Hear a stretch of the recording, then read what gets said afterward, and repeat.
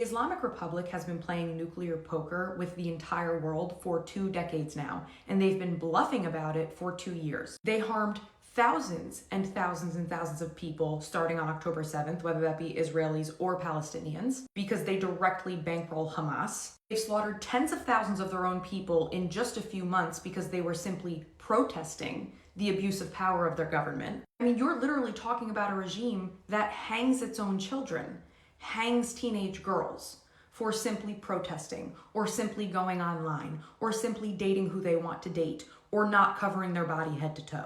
So all of that being said, we can all come to agreement that there will never be peace in the Middle East, which means never peace for the US either, because we have allies, and that's the reality, as long as the Islamic Republic continues to exist. Whether you are Democrat or Republican, the objective truth is that every country, whether Muslim or non-Muslim, Arab or non-Arab, wants them gone. Iran is not Iraq. Iraq is a third world country in which they don't want Americans interfering. They don't want anyone interfering with the way they run things. Iran, however, their people want out.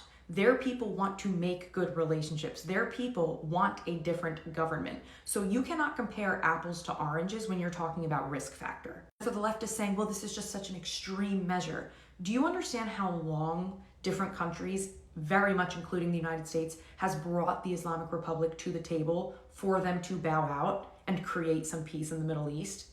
2006 is like when it really first started, but it was long before that as well. And they have never brought peace to the table, not once. So if this looks like a sudden move to you, it's simply because you haven't kept up. Now listen, you don't have to support the Israeli government either, right? But that doesn't mean that a shared enemy makes a friend. These are men that are on record talking about how women are like farm animals, cows and sheep. God created women to align with dirty animals. These are men that are on record in public, on video, talking about how beating a woman should be therapeutic, not vindictive. The Islamic Republic is not a culture that could ever align with peace among the West or the Middle East. So before you leftists continue to whine, I need you to think about this and this only. You can hate Israel and you can hate Trump. You can hate those two entities all you want. But if you said nothing while the Islamic regime gunned down over 50,000 of its own people in just a few weeks, if you said nothing when the Islamic regime funded organizations to commit attacks against people that were unprovoked, if you said nothing when the Islamic regime starved millions and millions of children, if you said nothing